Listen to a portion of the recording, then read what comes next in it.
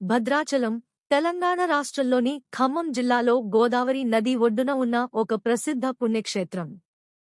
ఈ క్షేత్రం శ్రీరామునికి అంకితం చేయబడింది మరియు దీనికి గొప్ప చారిత్రక మరియు ఆధ్యాత్మిక ప్రాముఖ్యత ఉంది. భద్రాచలం యొక్క స్థల పురాణం మరియు ఆలయ నిర్మాణం వెనుక అనేక ఆసక్తికరమైన కథలు ఉన్నాయి. స్థల పురాణం. భద్రాచలం యొక్క ప్రాముఖ్యత రామాయణ కాలం నాటిదిగా చెబుతారు. రాముడు తన భార్య సీత మరియు తమ్ముడు లక్ష్మణుడితో కలిసి 14 సంవత్సరాల వనవాసంలో కొంతకాలం ఇక్కడ గడిపారని నమ్ముతారు. ఈ ప్రాంతంలోని దండకారణ్యంలో వారు నివసించారని చెబుతారు. సీతమ్మను రావణాసురుడు అపహరించింది కూడా ఈ ప్రాంతంలోనే అని కొన్ని కథనాలు సూచిస్తున్నాయి. స్థల పురాణం ప్రకారం మేరు పర్వతం యొక్క కుమారుడైన భద్రుడు శ్రీరాముని కోసం తీవ్రమైన తపస్సు చేశాడు. భద్రుని యొక్క భక్తికి మెచ్చిన విష్ణువు రామావతారంలో భద్రునికి మోక్షం ప్రసాదిస్తానని వాగ్దానం చేశాడు. అయితే రామావతారం ముగిసిన తరువాత కూడా భద్రుని కోరిక నెరవేరలేదు. భద్రుడు గోదావరి నది ఒడ్డున తన తపస్సును కొనసాగించాడు. భద్రుని యొక్క అచంచలమైన భక్తికి సంతసించిన విష్ణువు రాముని రూపంలో భద్రుని ముందు ప్రత్యక్షమయ్యాడు. అయితే తొందరలో విష్ణువు రాముడు కేవలం 2 చేతులు కలవాడని మరచిపోయి తన 4 దివ్యమైన చేతులతో శంఖం మరియు సుదర్శన చక్రాన్ని పై చేతులలో, విల్లు మరియు బాణాన్ని క్రింది చేతులలో ధరించి సీత మరియు లక్ష్మణుడితో కలిసి భద్రునికి దర్శనమిచ్చాడు. సీత రాముని ఎడమ తొడపై కూర్చుని ఉండగా లక్ష్మణుడు ఎడమవైపు నిలబడి ఉన్నాడు. వారంతా గోదావరి నదికి పశ్చిమ దిక్కుగా చూస్తూ ఉన్నారు. విష్ణువు వలె కాకుండా రాముడు భద్రునికి మోక్షం ప్రసాదించాలనే ఉద్దేశ్యంతో శంఖాన్ని తన కుడి చేతిలో ధరించాడు. రాముని స్పర్శతో ఒక రాయి మానవుడిగా మారి భద్రుడయ్యాడు. రాముని యొక్క అనుగ్రహంతో ఈ ప్రదేశం భద్రాచలంగా ప్రసిద్ధి చెందింది. భద్రుడు గొప్ప మునిగా మారాడు.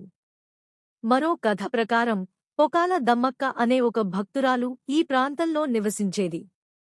ఆమెకు కలలో రాముడు కనిపించి భద్రగిరి కొండపై తన విగ్రహాలు ఉన్నాయని చెప్పాడు. మరుసటి రోజు దమ్మక్క కొండపైకి వెళ్లి ఒక పుట్టలో విగ్రహాలను కనుగొంది. ఆమె గోదావరి నది నుండి నీరు తెచ్చి పుట్టను కడిగి విగ్రహాలను బయటకు తీసి పూజించడం ప్రారంభించింది. ఆలయ నిర్మాణం మరియు భక్త రామదాసు. భద్రాచలం ఆలయానికి 17వ శతాబ్దంలో కంచర్ల గోపన్న అనే భక్తుడు విశేషమైన కృషి చేశాడు. గోపన్న పాల్వంచ ప్రాంతానికి తహసీల్దారుగా ఉండేవాడు.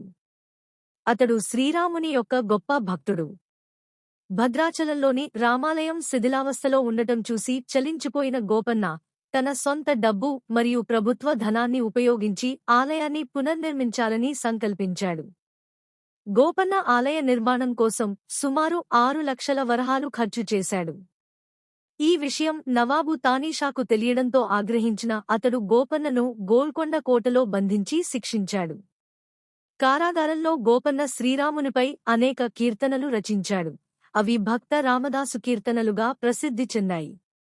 12 సంవత్సరాల కారాగార శిక్ష తరువాత శ్రీరాముడు మరియు లక్ష్మణుడు తానీషా కలలో కనిపించి గోపన్న ఖర్చు చేసిన డబ్బును తిరిగి చెల్లించారని ఒక కథ ప్రచారంలో ఉంది.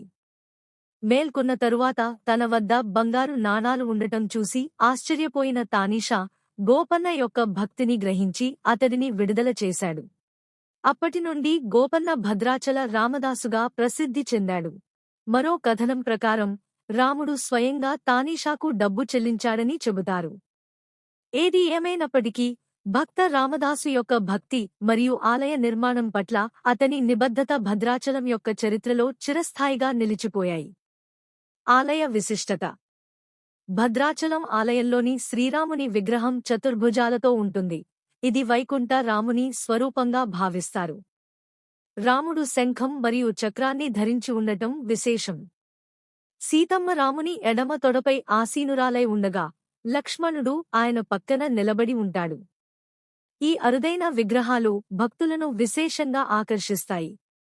ఆలయంలో అనేక ఉపాలయాలు మరియు మండపాలు ఉన్నాయి. గోదావరి నది ఒడ్డున ఉన్న ఈ ఆలయం ప్రకృతి రమణీయతతో అలరారుతూ ఉంటుంది. ప్రతి సంవత్సరం శ్రీరామనవమి సందర్భంగా ఇక్కడ సీతారాముల కళ్యాణోత్సవం వైభవంగా జరుగుతుంది. ఈ ఉత్సవానికి దేశం నలుమూలల నుండి లక్షలాది మంది భక్తులు తరలి వస్తారు. భద్రాచలం దక్షిణ అయోధ్యగా కూడా పిలువబడుతుంది మరియు ఇది శ్రీరాముని యొక్క ముఖ్యమైన పుణ్యక్షేత్రాలలో ఒకటిగా పరిగణించబడుతుంది.